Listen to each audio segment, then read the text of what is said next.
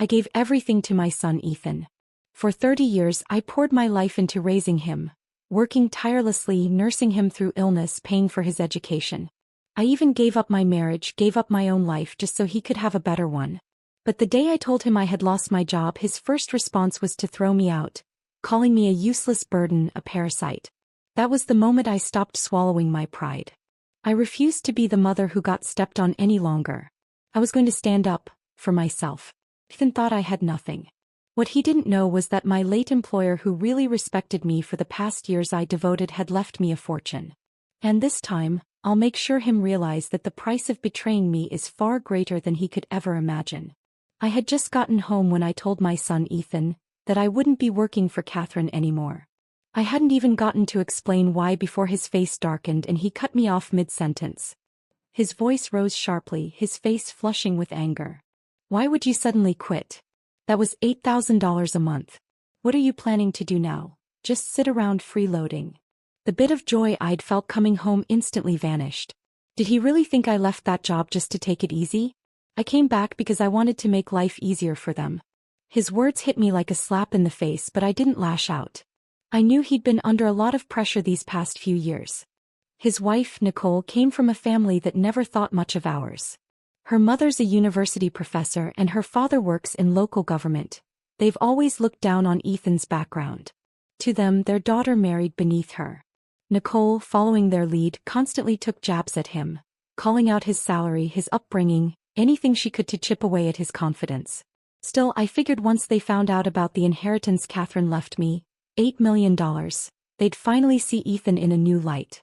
Maybe even treat him with some respect for once. But I didn't bring up the money.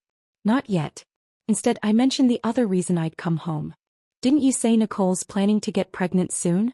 I thought I'd come back early to help out, support her during the pregnancy, help with recovery afterward, maybe even lend a hand with the baby. Nicole's expression turned cold in an instant. I could have sworn she even scoffed. Postpartum recovery requires professional care, she said flatly.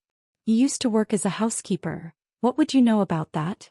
Her mother, Susan, shot me a dismissive look and chimed in without missing a beat. Taking care of a newborn isn't just diapers and bottles. It's a science. You need actual training. This isn't something amateurs can handle. The two of them tag-teamed their condescension so seamlessly, it was clear they'd already rehearsed this routine. And just like that, I'd been written off as an unfit caregiver. I gave a silent, bitter laugh. Nothing had changed, they still saw me as beneath them. Still, to keep the peace, I forced a smile and said, well, if everything's already arranged, I won't get in the way. I'll leave the baby care to you. Susan rolled her eyes, like that was the only sensible thing I'd said all evening. Fine, she replied. But you'll cover the cost of the nanny and the baby nurse. I'll handle the hiring and coordination. That one line left me speechless, a tight knot forming in my chest. My son Ethan jumped right in, picking up where Susan left off without missing a beat. Exactly, Mom. You never should have quit that job. Our expenses are about to double soon. You really ought to keep working. That's when it hit me, clear as day. They never wanted me to come home to rest. They just needed a steady paycheck funneled into the household. I was nothing more than a laborer to them, a walking A-team. My face hardened. I'm 58. I think it's time for me to get some rest and retired. Retired? Nicole let out a bitter laugh. You don't even have a pension. What retirement are you talking about? Her words nearly knocked the air out of me. I wanted to pay into a retirement plan years ago. It was you all who told me to save the money and help pay off your mortgage early instead. Now you throw that in my face. Nicole tossed her hair and snapped. That's because your income was pathetic. Who told you to buy a house you couldn't afford without a loan? You should have planned better. Ethan, now trying to calm Nicole down, raised his voice at me. Enough, Mom. Nicole's trying to get pregnant. You're just stressing her out. This is when we really need the money and you should be helping. You're still in great shape. There's no reason you can't keep working another 20 years. Save the retirement talk for when you're 80. Another 20 years. I froze, hollowed out by a wave of sadness I couldn't put into words. After everything I'd given, every sacrifice, every hour worked, every dollar earned, I was still nothing more than a cash machine in their eyes. That's when I truly saw it for what it was. All the talk of respect and gratitude, Just sugar-coated lies to keep me working. Back when Ethan was still in college, he'd already started dating Nicole. To help them live more comfortably, and to appease Nicole's judgmental family, I left everything behind and moved to another city to work as a live-in housekeeper, just so I could save enough to buy them a house. They didn't pay a single cent, yet the deed bore only their names. And back then, with tears in their eyes, they told me, "One day when we're better off, we'll take care of you. You'll finally get the life you deserve." But now I know what they meant by the life I deserve. A life of endless labor right up until my body gives out at 80. I held back my tears, steadied my voice, and said firmly, "I said I'm retiring. That's final. No one gets to make that decision for me." Susan must have realized I was serious and worried I might actually stop supporting them. Her tone softened instantly. "Look, it's not that we don't understand, you just have to be realistic. There's no spare room in the house for you. You can't expect to stay here forever, right? But I do have a compromise." I narrowed my eyes. Something about her expression made my stomach twist. "I happen to know a wealthy family looking for a live-in assistant. Good pay, room and board included. You've done that kind of work before. Should be an easy transition." Nicole jumped in with a smirk. "Perfect idea, actually. You could even help ease our financial load. Whatever you earn could go toward household expenses. Win-win, right?" Susan shrugged and added, "You're not someone who really needs to rest anyway. Going back to work wouldn't kill you. Don't be so quick to say no, just give it a try. If you do well, you might even get to stay long-term." My face turned colder by the second. "I already quit. I'm not going back into anyone's house to work ever again." Susan's smile vanished. Her gaze shifted, sharp now, calculating. "Well, if you're really done working for others, fine." She paused, her voice suddenly airy but laced with pressure. "There's a senior residence nearby. Good facilities, decent meals and lodging. You could apply for a work-based stay. Maybe kitchen help, janitorial services. Something to earn your keep." Nicole rolled her eyes and scoffed. "Now that's more reasonable. You can't just live in a hotel and expect us to foot the bill. At least in assisted living you'd be pulling your own weight. Stop expecting us to carry you." Rage simmered in my chest, but I forced myself to stay composed. I turned to Ethan. "You really think it's acceptable to send your own mother off to scrub floors in a retirement facility just to keep herself fed?" His eyes darted away, but he tried to keep up his rational act. "Mom, be realistic. You've always said you wanted to be independent. Isn't this the most dignified way to do that? You support yourself and we don't owe each other anything. And besides," he added, pulling out his phone, "there's an open spot available right now. I already called earlier to check. You could move in as soon as today." Then right in front of me he started dialing the number again. I could hardly believe what I was witnessing. The child I had poured my entire life into raising was now so eager to shove me out the door, like I was nothing more than dead weight. My hands trembled and tears streamed down my face, unstoppable. "Ethan, I gave everything I had to raise you. I drained my savings to buy you a home. And now, at this moment, all you see me as is a burden you can't wait to get rid of? Is this how you repay your mother?" For a brief second, guilt flickered in his eyes, but it was quickly swallowed by rage. He kicked over my suitcase, sending it crashing to the floor. "You think you suffered? That was your choice. If you hadn't divorced my dad, we wouldn't have ended up broke. I could have grown up rich and you ruined that. Let me tell you something, Margaret. You owe me for the rest of your life."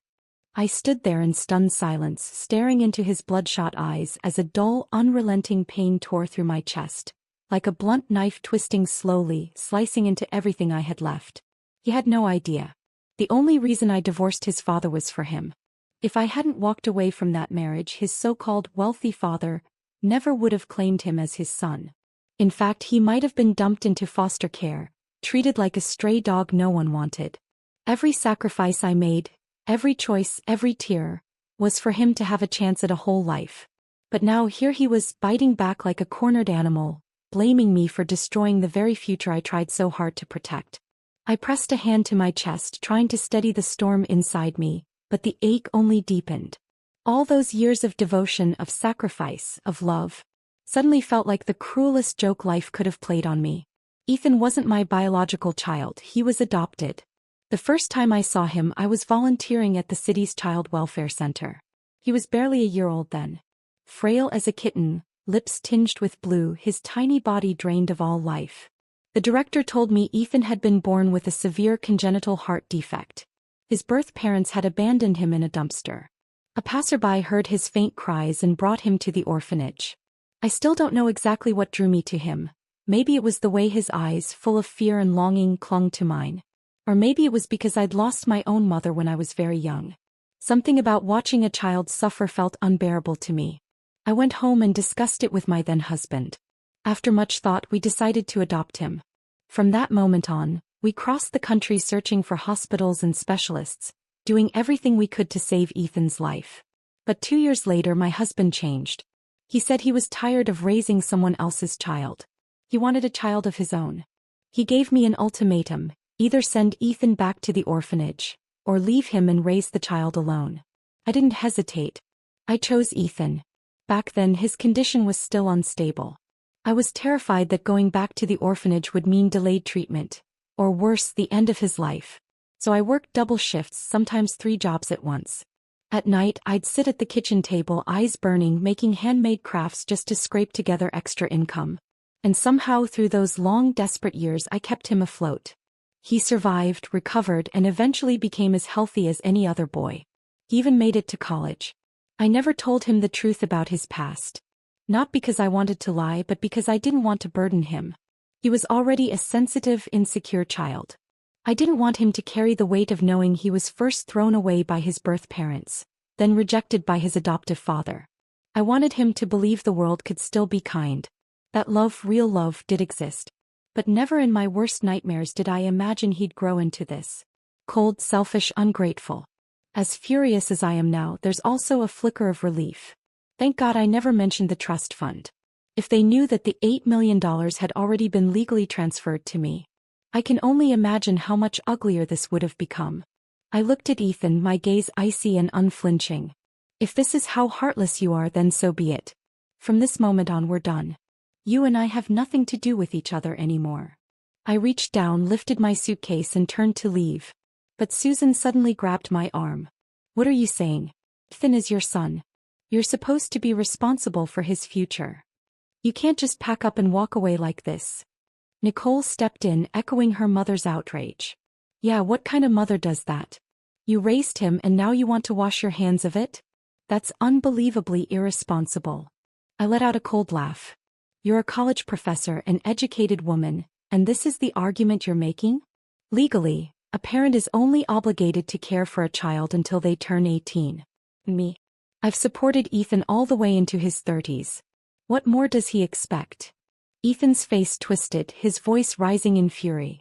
That's not parenting. That's you making bad choices and trying to pay off your guilt.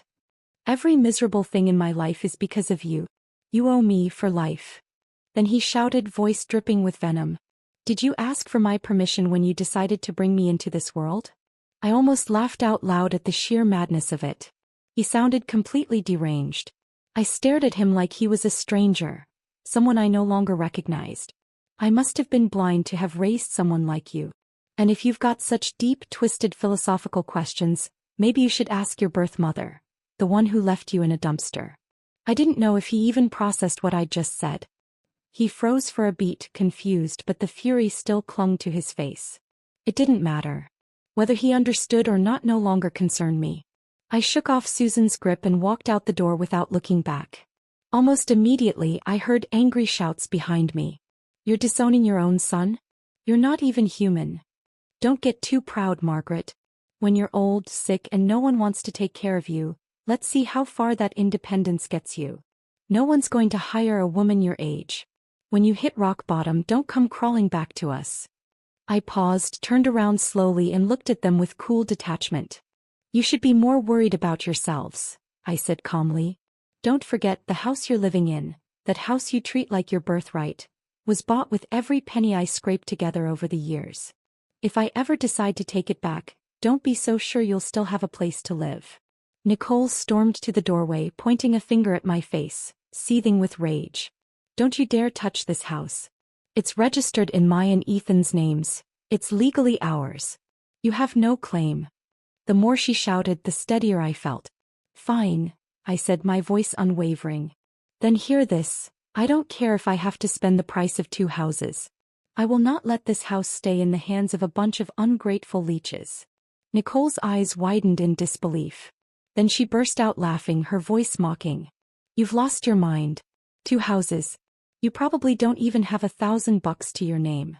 This house is ours. It's our marital property. You're just some washed-up maid trying to bite off more than you can chew. Get lost. People like you deserve to rot on the streets. With that, she slammed the door in my face. I didn't respond. I didn't argue. I didn't even flinch. I just turned toward the elevator, pulled out my phone, and started browsing listings for luxury homes in the city's top neighborhoods. A bitter smirk played at my lips.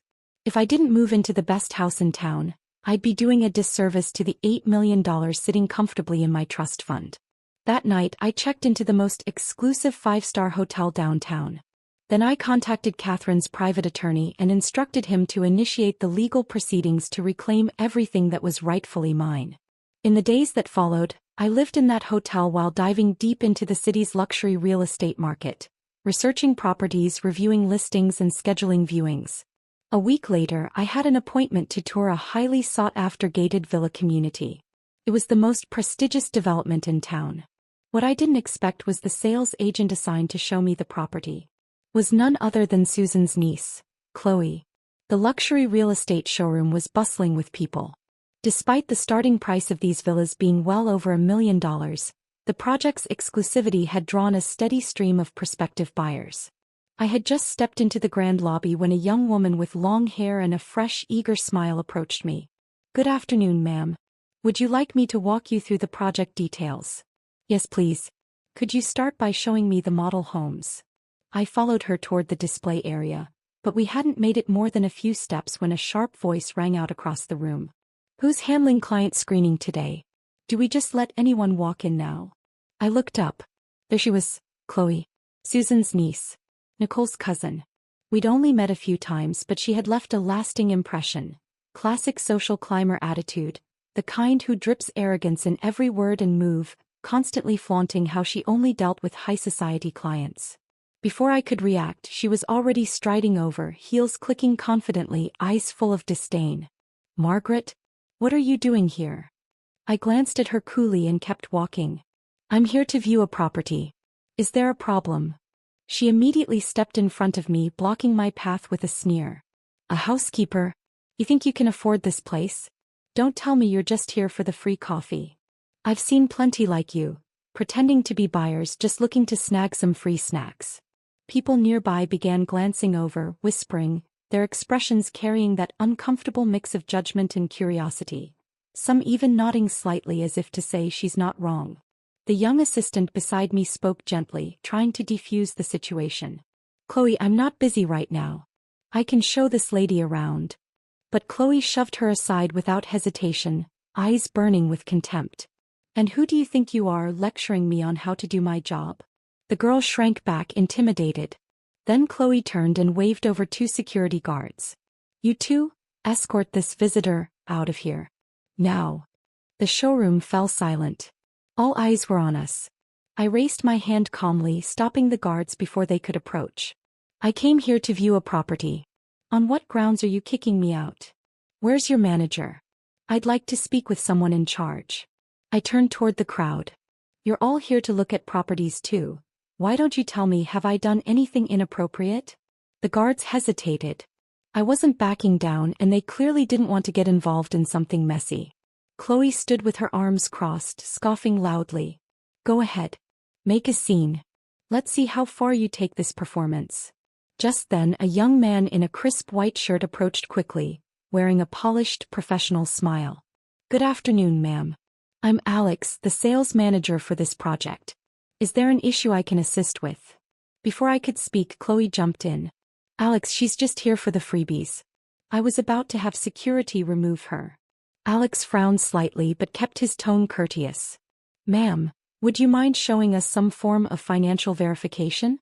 As you know, this is an invitation-only showcase, and we do require proof of purchasing ability. Without hesitation, I pulled out a folder.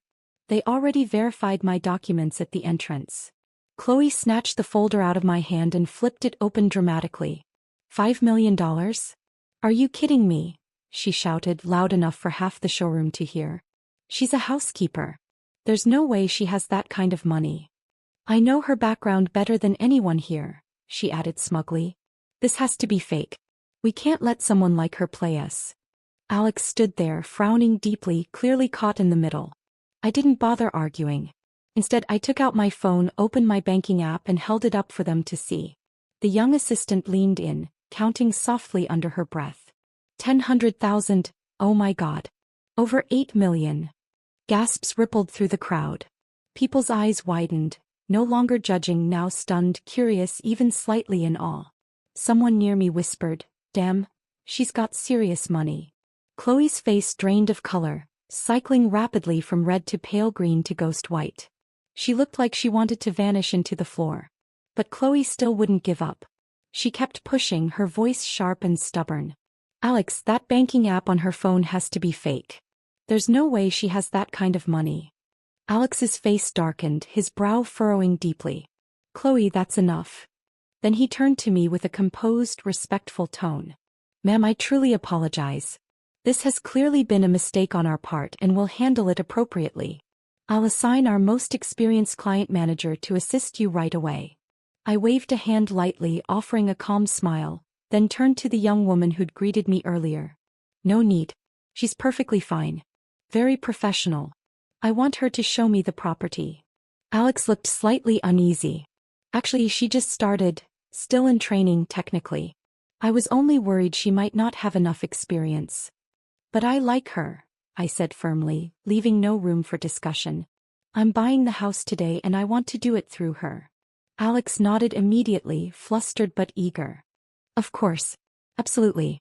Monica, make sure you take excellent care of our distinguished guest." Chloe stood off to the side, her face stiff, her lips twitching with suppressed frustration.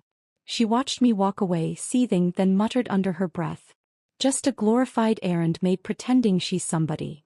I ignored her completely and pointed to the scale model at the center of the showroom. "I want to see this one," I told Monica. The moment I laid eyes on that villa, I knew.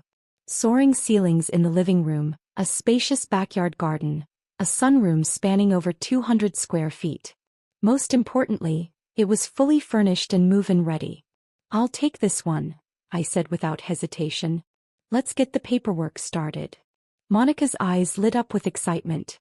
"Ma'am, are you sure you don't want to tour a few more options?" "I'm free. I'd be happy to show you others." "No need," I replied. "This one is more than enough." She could barely contain her joy. "Ma'am, this will be the first sale I've ever closed. You're my lucky charm." We headed to the signing area, and as I reviewed the paperwork, a low murmur started behind me. "Damn, she just signed without a second thought? 150 grand, didn't even blink. Money talks, huh? That's what real wealth looks like." "Don't be fooled," someone muttered. "Didn't Chloe say she's just a housekeeper? Probably flashing around her employer's money. These days even servants know how to put on a show.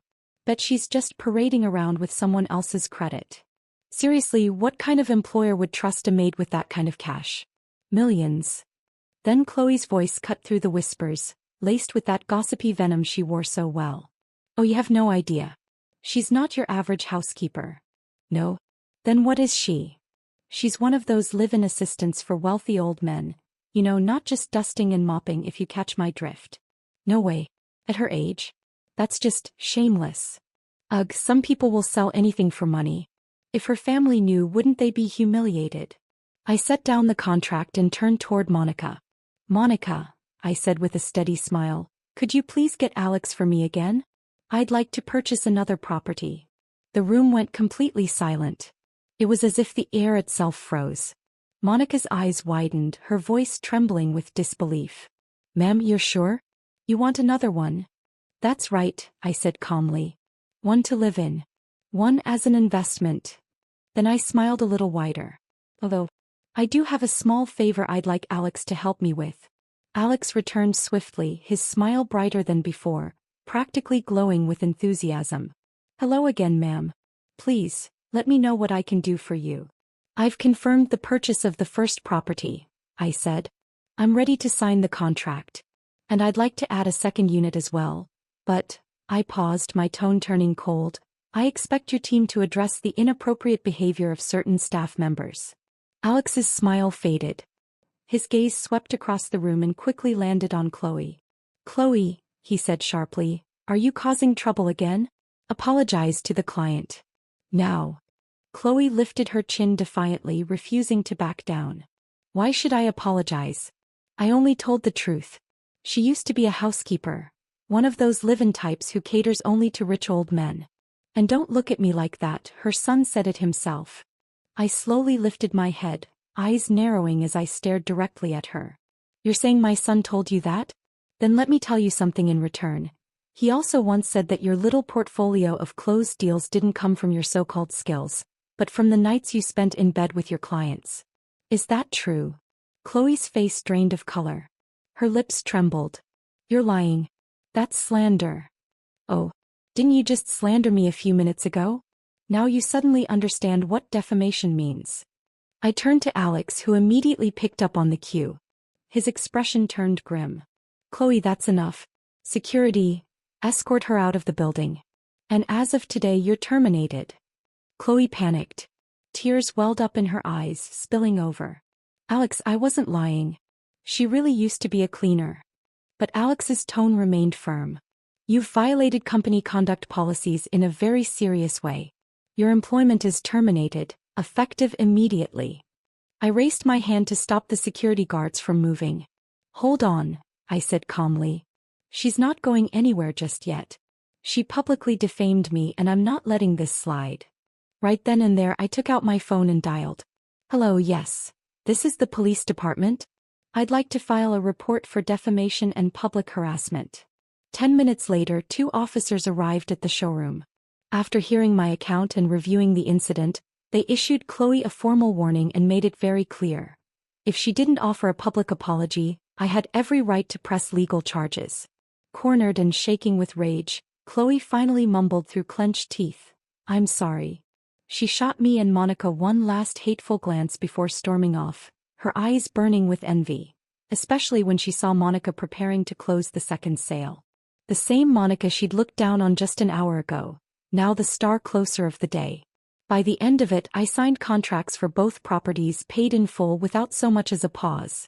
Monica stood by my side, eyes shimmering with emotion. He could barely get the words out. Ma'am, I can't thank you enough. I've been working here 3 months without a single sale and today, 2 units back to back.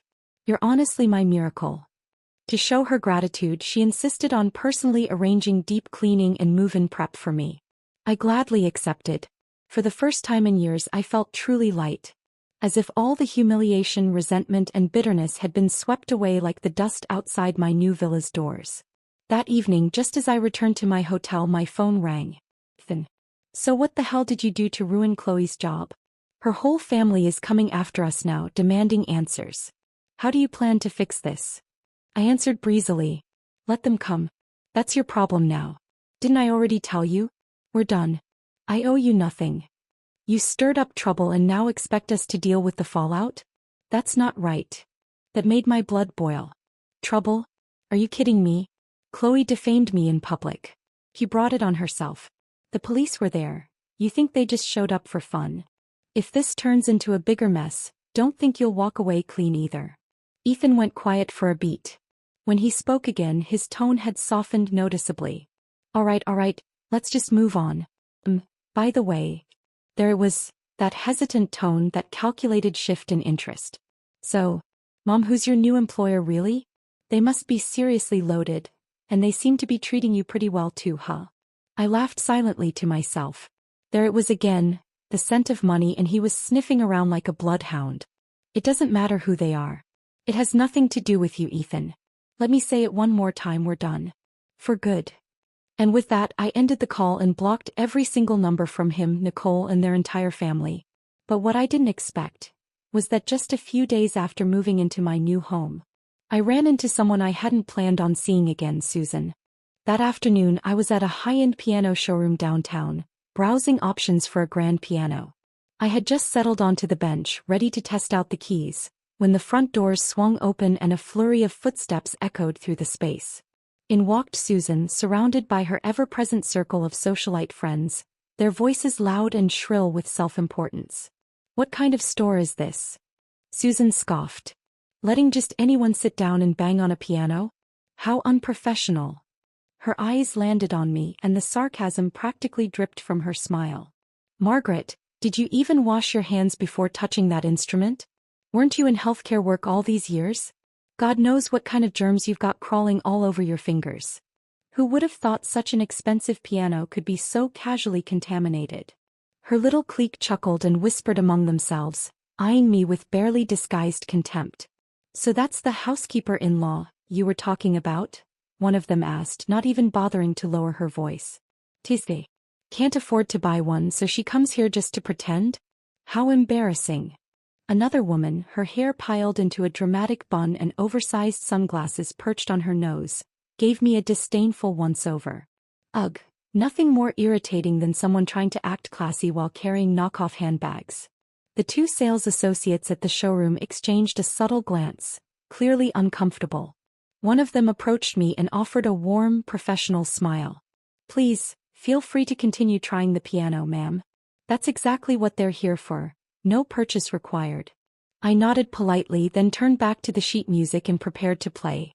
Trying to ease the growing tension in the room, the other sales rep approached Susan and her group. "Ladies, welcome. Is there a particular model you'd like to see? I'd be happy to walk you through our selection." Susan shot me a glance full of frost, then replied sharply, "We were going to take a look, but now I'm not so sure. Clearly, this store doesn't care about its instruments, or its clients." I gave the store associate a calm smile and said clearly, "I'll need a bit more time to try a few. I fully intend to make a purchase today." The woman with the bun scoffed and dropped into a nearby sofa, arms crossed. "Sure you do. I'll just sit right here and watch how you talk your way out of this. Can't wait to see how you slither off without buying anything." Susan tugged her friend's arm. "Come on, let's go somewhere else. Just being near people like this puts me in a bad mood." But I knew better. Susan had already heard from Chloe that I'd bought 2 villas. She was clearly unsure whether to believe it and afraid I might prove her wrong again. But her friend wasn't so easily swayed. "I'm staying right here," the bun-haired woman said with a smirk. "I won't sleep tonight if I don't see this woman fall flat on her face." Her words seemed to rally the rest of the group. They all stayed, waiting for what they assumed would be an entertaining disaster. I chose one of my favorite pieces and let my fingers fall gently on the keys. The notes floated into the room, soft and steady, the melody of Moonlight Sonata flowing through the air. The bun-haired woman twisted her mouth in mockery and snorted. "What even is that? Sounds like noise. Who taught her to play? She thinks she belongs in a piano store with that mess? Give me a break." But before I could respond, the sales associate by my side started clapping, genuine admiration in his eyes. "Ma'am, that was beautiful. Honestly, that's one of the most moving renditions of Moonlight Sonata I've heard in a long time." The bun-haired woman rolled her eyes so hard she nearly tipped over. "Oh please. If she was that talented, she wouldn't be stuck in whatever dead-end life she's living now. Your flattery's a little too obvious, sweetheart." Just then a few young people stepped into the showroom. They didn't say a word, simply stood behind me quietly listening. The moment I lifted my fingers off the keys, a round of spontaneous applause erupted from behind. "Wow, that was incredible. I've studied piano for many years, and I still can't bring out that level of emotion in Moonlight Sonata. Seriously, you captured the whole hazy, dreamlike mood so effortlessly. You're amazing." Susan stood nearby, her brow tightening, eyes narrowing in visible confusion. She couldn't seem to wrap her head around it. How could someone she'd always looked down on play with such grace, such skill? Truth was, I owed this moment of peace, of music, to my late employer. She came from a prestigious family, the most elegant, sincere woman I've ever met. She never once looked down on me. In fact, she treated me more like a younger sister than an employee. Whenever she had free time, she invited me to join her in learning music, painting, literature, and I never brushed it off. I studied with dedication, deeply grateful for her generosity and patience. Over the years, she didn't just change my lifestyle. She transformed my entire spirit. I continued playing, letting the keys carry my thoughts, while the bun-haired woman's face soured under the growing stream of praise. She lowered her head, clearly unsettled. Then, in one last desperate attempt to save face, she snapped her head up. So what if you can play one song? Big deal. If you're really that impressive, pay for the piano right now. I had already made my choice. Calmly, I handed my card to the associate. Thank you, ma'am, he said cheerfully. That'll be $15,000. I entered my PIN. Transaction approved. Ma'am, may I have your name to finalize the invoice? He asked. Of course, I said and wrote it down. Margaret Turner. The bun-haired woman blanched. Her head jerked towards Susan in disbelief. You said she worked for someone else, that the villas she bought weren't even hers. Susan's face shifted. She walked over, her expression caught between disbelief and something far more tangled. You bought this piano yourself? And those 2 villas, those were yours too. I smiled. The invoices and contracts have my name on them. If they're not mine, then whose would they be? Yours. Her face twisted instantly, a storm of shock, envy, suspicion, and bitter regret flickering across it. Margaret, you were just a housekeeper. Where did all that money come from? Every dollar I spend was earned legally and rightfully. My voice was sharp, cold. Susan scoffed. Oh please. You must have done something shady to get it. The bun-haired woman chimed in immediately. Yeah, maybe she's a scammer. That's how people make fast money these days. No sooner had those words left her mouth than another woman, who'd been quiet all this time, suddenly snapped. What? Scammer? Don't even joke about that. She fumbled for her phone, her hands shaking. Hello 911? I need the police. There's a con artist here.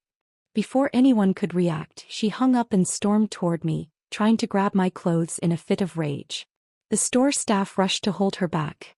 She was crying, shouting, completely hysterical, and finally I understood the reason behind her outburst. She'd been swindled out of over $100,000 6 months ago. She'd never gotten it back, and the pain still festered so deeply inside her that the mere mention of scam shattered her control. Her fury wasn't aimed at me, it was aimed at a shadow from her past. The police arrived quickly. And to my surprise, it was the same 2 officers I had met the day I purchased the villas. One of them raised his brows in recognition, a smile tugging at the corner of his mouth. Oh, it's you again, ma'am? I nodded politely. But before I could speak, the curly-haired woman jumped up and shouted. She's a scammer, officer. Arrest her right now. The officer's smile faded. He turned serious. Ma'am, do you have any proof of this accusation? Proof, she snapped. Of course not. I'm just providing a tip. You should investigate her yourselves. I mean, come on. How could a housemaid afford villas and grand pianos? Does that sound normal to you? The officer sighed, spreading his hands. Maybe she won the lottery. It happens. Susan immediately jumped in, her tone sharp. Her? Winning the lottery? Don't be ridiculous. She's never had a lucky day in her life. Grew up without parents, failed marriage, low-class jobs. People like her don't get lucky, they get desperate. She has no education, no career path. What else could she have done besides some shady business to get that kind of money? The officer's expression hardened. Ma'am, I advise you to watch your words. Accusations without evidence fall under defamation and personal attacks. We can open a case if needed. Susan's face paled. She clammed up instantly.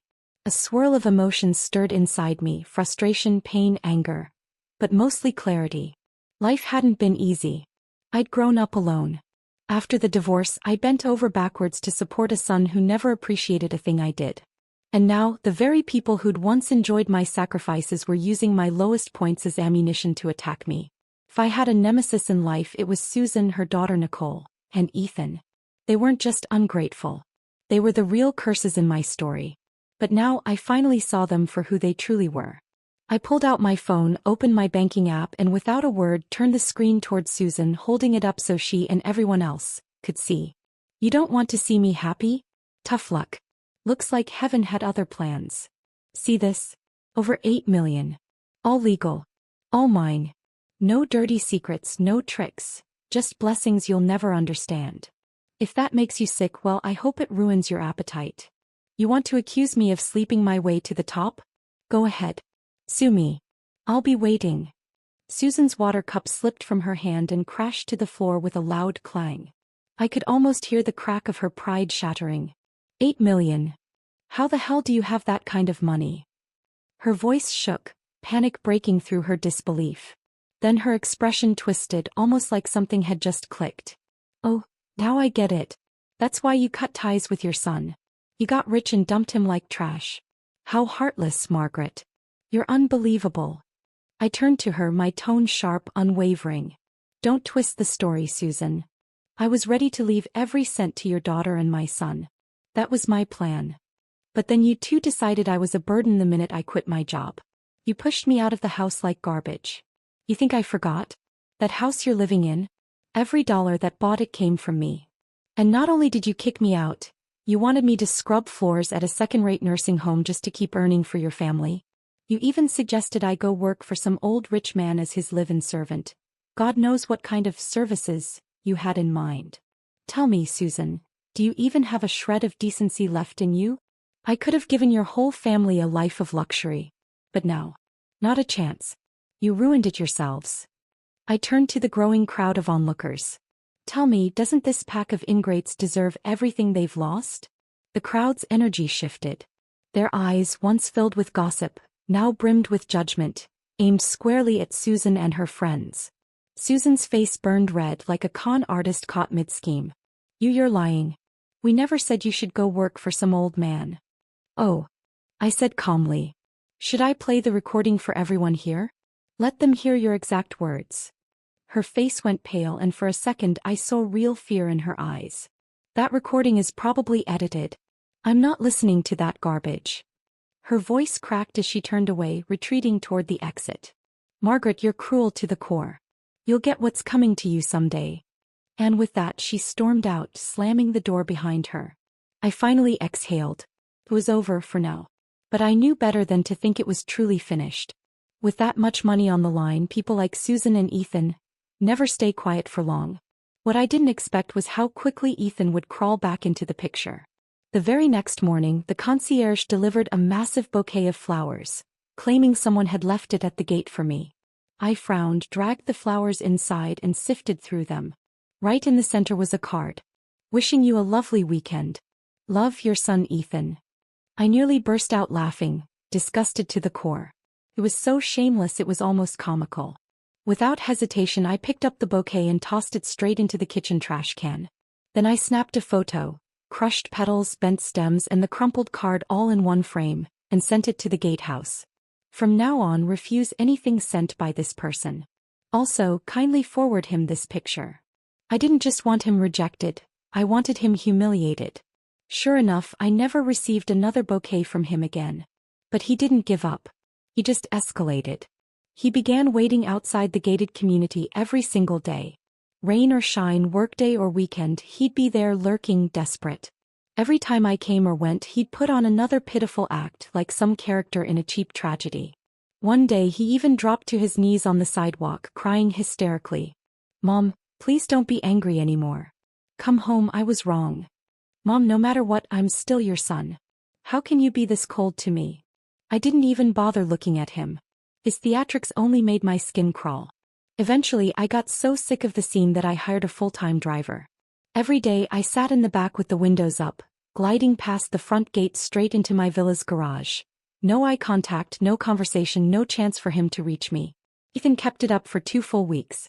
But once it was clear I wasn't budging, he finally gave up. At least I thought he did. Instead he changed tactics. He went digging through and somehow managed to contact my ex-husband, Richard, who was once Ethan's father too. That's when things truly began to spiral in a way I hadn't anticipated. Ethan wasn't trying to reconcile anymore. He was trying to control me, crush me, break me down completely. It became obvious. If he couldn't get what he wanted, he'd rather see me destroyed. One afternoon my phone rang. It was Richard. We hadn't spoken in over 20 years. I had no idea how he even got my number. I just thought I'd give you a heads up, he said casually. Ethan came to see me. He cried and begged me to talk you into going back home. I don't know what happened between you two, and frankly, I told him that's not my business. I just reminded him I'm not his biological father. I even added that whatever's going on between the two of you has nothing to do with me. I'm an outsider. But he insisted I was lying. He even showed up at my office making a scene. I had no choice but to take a paternity test to shut him up. I didn't tell him the full truth though. I kept my promise from all those years ago. I didn't reveal his real background. So bottom line is he now knows I'm not his father. But you're still his one and only mother. I hung up, already bracing myself. I knew it was only a matter of time before Ethan came knocking on my door again. When he did, I'd be ready. I'd tell him everything, the truth he was so desperate to avoid. I'd tell him to go find the mother who abandoned him in a dumpster and stop trying to tear my life apart. But that confrontation never came. Instead, Ethan took a darker turn, a turn I hadn't anticipated. Roughly a week later, I noticed something strange. The way people in the neighborhood looked at me had changed. Their glances lingered longer, their smiles grew thinner, more forced. I brushed it off at first, until Monica called me one afternoon. "Margaret, I just wanted to say I know you're a good person. Please don't let what people are saying upset you." I was confused. What are people saying? That's when I learned what had really been happening. I'd become an internet sensation. But not the good kind. Ethan had started live streaming daily on a popular social media platform. His channel title? How My Mother Abandoned Me. I clicked in and saw the full picture. He hadn't outright accused me of being a mistress or anything scandalous. No, he'd gone for something much more insidious. He'd crafted a manipulative sob story, painting himself as a heartbroken, abandoned son, while twisting me into the cold, ruthless, money-hungry villain. In his streams he said things like, "My mother never really loved me. I worked so hard, studied so hard, and she wouldn't even support me in the smallest ways. The year I got into college, she left for another city to work as a live-in assistant for rich people, leaving me to live alone in a tiny rental apartment. When I got married, she didn't contribute a single dollar. Even when my wife got pregnant, she never offered a shred of help. Now that she's suddenly rich, she's cut me off completely, like I never existed. I don't even want money, I just want her to acknowledge me as her son. But she won't even say my name. She lives in a mansion now, rides in luxury cars, and enjoys an upper-class life, while I get judged and humiliated on the streets." The comments section exploded. People split into two camps. Some sympathized with him, others called me heartless. And of course there were the instigators. A mother like that doesn't deserve to be called one. She should be ashamed. He's so pitiful. I'd do anything to give him the love he never had. His live stream blew up. His follower count skyrocketed. He even started selling merchandise and products on his channel, riding the wave of pity donations from his so-called supporters. "Will be the warmth your mother never gave you. You deserve better, sweet boy. She doesn't deserve happiness." And then things turned even uglier. People began digging into my personal life. My name, my photo, my address. All of it started circulating in comment sections and reposts. I had officially become the face of a social media villain, the most heartless mother on the internet. And then that evening my phone rang again. This time it was my lawyer. "Margaret, we can proceed with legal action right away," my lawyer said. "We can file for removal of defamatory content, demand a public apology, and pursue compensation for damages." I paused for a few seconds, then smiled calmly. No rush. Let him perform a little longer. I plan to take this into my own hands first. That same night, I registered my own account on StreamNet and launched my own live channel. I titled it, "So This Is the Mom Who Abandoned Ethan." First, I dropped into Ethan's stream and sent several $1,000s in donations, instantly grabbing attention and spiking the live chat feed. Then I sent a message across the screen for everyone to see. "Hi everyone, I'm the heartless mother Ethan's been talking about. He's been crying for weeks, saying I cut off his financial support. Come over to my channel, I'll show you the truth. Tonight I'm giving away $100,000 in cash prizes. Join if you want. First come, first served." Within seconds, a flood of viewers jumped to my stream. Traffic surged wildly and I started sending out the promised rewards. The comment section exploded with excitement. "Thank you, Sugar Mama. This is the real content queen, taking notes. She's more loving than my own mom." Riding the wave of viral momentum, I officially began my live broadcast. I didn't waste time sugarcoating anything. I spoke straight into the camera. First of all, yes, I did cut off financial ties with Ethan. But that doesn't make me heartless, and it certainly doesn't mean I abandoned him. People deserve the full story. I didn't walk away because I stopped loving him. I walked away because his greed became unbearable.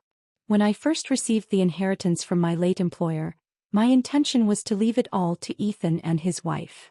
But do you know what their response was? Instead of gratitude, they accused me of wanting to freeload and teamed up to throw me out of the house. They even suggested I move in with a random elderly man as his live-in assistant, because in their minds, my only value was continuing to work and funnel money into their household. To them, I wasn't a mother. I was a bank account. As I spoke, I displayed a scan of the trust documents from my former employer. A legally notarized statement showing I'd inherited approximately more than $8 million in assets. The money I have came from a legitimate trust, left to me by a woman who treated me like family. She had no children of her own and made me her sole beneficiary. The comments blew up again. Lost $9 million. What kind of employer does that? Finally, karma rewarding a good heart. This isn't cold, it's clarity. Of course, not everyone was convinced. A few skeptics popped up. Still, you're his mother. Aren't you supposed to support your child? Cutting him off after marriage sounds pretty cold-blooded. I replied calmly without blinking. Let me ask you this. Does supporting a child mean you're supposed to be their personal ATM forever? I raised him alone since he was 1 year old, paid his school fees, bought him a house. What did I get in return? Suspicion. Rejection. Disrespect. And being forced out of my own home. They wanted me to keep working like a machine to subsidize their lifestyle, while treating me like a burden. Then I dropped the final card. An audio recording of Ethan on the phone, trying to arrange for me to become a live-in assistant for an elderly man. The call had been captured by the elderly man's household security system. It was undeniable proof. The comments exploded again. Unbelievable. This isn't just mooching, it's financial abuse. Cutting him off isn't cruelty, it's survival. This is what weaponized guilt looks like. He's not crying for love. He's crying for money. Good for you, ma'am. That son deserved to be cut off. I knew this was only the beginning. Ethan didn't miss a mother, he missed his money supply. And this war? It had only just begun. I looked at the flood of comments on the screen and let out a small, quiet laugh. Then I leaned toward the camera and spoke directly to the audience. The truth is, there was never any need to cut ties with Ethan. Instantly, question marks filled the comment feed. I continued calmly. Because Ethan was never my biological son to begin with. I adopted him when I was volunteering at a local orphanage. He was just 1 year old then, born with a severe congenital heart defect and abandoned by his birth parents in a dumpster. He was barely clinging to life when I found him. I brought him home out of pure compassion. I spent every penny I had to get him medical care. And my divorce from my ex-husband? That wasn't about infidelity. It was because he insisted on having a biological child and refused to continue raising Ethan. I was given a choice: send Ethan back to the orphanage or leave my marriage and raise him on my own. I chose Ethan. I gave up my marriage, gave up the chance to have my own children, just to give him a chance at life. I worked overnight shifts, waited tables, cleaned homes, whatever it took. I scraped and saved until he was healthy again. I put him through college. I even bought him a house with my hard-earned money. And what did I get in return? He refused to let me live in that very house. He kicked me out like a stranger. Now he's slandering me online, claiming I abandoned him, and even spreading rumors that I slept my way to wealth. Tell me, how should I respond to someone like that? As I spoke, I uploaded a series of images. Hospital bills, medical invoices, school tuition receipts, public transit tickets. All the fragments of a life spent giving, a lifetime of sacrifice captured in paper and ink. The comments exploded. He's vile. Who does that to a woman who saved his life? He used his adoptive mother like a sponge, then threw her away. Disgusting. Living in the house she paid for and still kicked her out? Unbelievable. God gave him life, she gave him everything else. And he turned around and stabbed her in the back. The backlash was immediate. Viewers rushed back into Ethan's stream and began flooding his comment section with outrage. How could we ever support someone like you? Shame on you. You played the victim while bleeding your mother dry. You're the heartless one, not her. Ethan's face turned visibly pale on camera. Why are you all believing her? He shouted. She's lying. If I wasn't her real son, why did she do all that for me? She's manipulating you. No one would go that far for a child that isn't theirs. Back on my stream, more viewers demanded hard proof. Without hesitation, I uploaded a scanned copy of the official adoption certificate. This is the government-issued record. Verified, public, and authentic. The comments section erupted once again. That's it. End of discussion. She's telling the truth. This isn't just betrayal, it's moral bankruptcy. He used her love, her money, her life, and still tried to destroy her. Report him. He doesn't deserve a platform. And just when I thought it couldn't get worse, Ethan doubled down. So what if I wasn't her real kid? She didn't have to save me. I never asked her to. Maybe if she hadn't taken me in, I would have been adopted by a real family. She ruined my life. She never should have interfered with my fate. That was the final straw. The internet exploded. You're mad she saved you. That's the most disgusting thing I've ever heard. Let the whole world see this monster's true face. Report him. Now. In less than a day, public opinion turned completely. Ethan went from abandoned victim to ungrateful parasite feeding on his adoptive mother's blood. His streaming channel was permanently suspended by the platform that same night. My lawyer filed a formal defamation and harassment lawsuit against him, demanding financial compensation for damages. We also filed for an injunction to legally prohibit him from making any further defamatory statements or attacking me through social media platforms. Eventually, the court ruled in our favor. Ethan was found guilty of violating cyber safety and defamation laws. He was ordered to pay damages and cover all legal fees. His streaming privileges were revoked. His social media accounts permanently banned. I was finally completely free. There was no longer any trace of Ethan in my life. And there never would be again. Another 6 months passed and I finally reclaimed the house that had once been mine. Through a meticulous legal process, my attorney team successfully reversed the property ownership. The day everything was finalized, I stood in the living room, staring at the familiar curtains, watching sunlight spill across the hardwood floor. For the first time in years, I felt truly light, like I'd finally exhaled after holding my breath for decades. A few days later, Susan's daughter, Ethan's wife, filed for divorce. She signed the papers in her lawyer's office with complete composure, not uttering a single extra word. It was clear she'd seen him for who he really was. A man who whined about being wronged but never took responsibility, full of resentment but completely devoid of self-awareness. And just like that, Ethan vanished from my life entirely. I didn't ask about where he went and I had no interest in looking back. Years passed. Then one day, while chatting with an old friend at a cafe, she casually mentioned, "I heard Ethan ran off to Canada. He's always online bragging about how free and easy life is over there." Out of curiosity, I searched his name online. What I found was haunting. The video footage showed him disheveled and hunched beside a trash bin on a street corner, gnawing on a piece of moldy bread with vacant, unfocused eyes. Sometimes he'd break into a manic smile. Other times he'd burst into uncontrollable sobs that tore through his whole body. He'd lost his mind. The same man who once stood in front of a camera, painting me as a villain, fishing for sympathy, selling sorrow for attention, had become exactly what he deserved to be, a ghost on the margins of real life. But I didn't feel satisfaction. I didn't feel anger anymore either.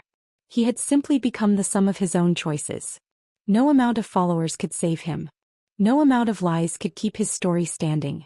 He lost the sympathy he'd stolen. He ruined the integrity he never valued. And eventually life did what it always does. It caught up. As for me, I was finally done with a battle that had drained me for over 30 years. The 2 villas I'd bought on impulse during that dark chapter?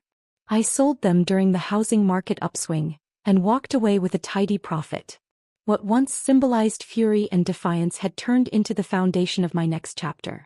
Eventually, I moved to a quiet lakeside town on the western edge of the city. It wasn't the most expensive neighborhood, but it was everything I'd ever wanted. Sunlight flooded the windows. My garden bloomed with wisteria and roses. The kitchen always smelled of my favorite dark roast coffee. My easel stood beneath the trees, waiting for lazy afternoons of painting. The air was clean, the world slow, and life gentle. No one called me mom anymore just to demand something. No one accused me of being cold. No one claimed I hadn't done enough. For the first time I could hear my own breath in the music, in the sunlight. For the first time I finally belonged to myself. Sometimes people still ask me, "Do you regret adopting Ethan?" I used to think long and hard about that question. But now when I hear it I just smile softly and shake my head. No, I say. I don't regret it. I only regret not understanding sooner. That kindness should never be practiced at the cost of self-destruction. Learning to protect myself was the most important lesson I ever learned in the second half of my life. I was never a perfect person. Never a saint. But I became something far better. A woman who finally lived for herself. And it turned out that wasn't too late at all.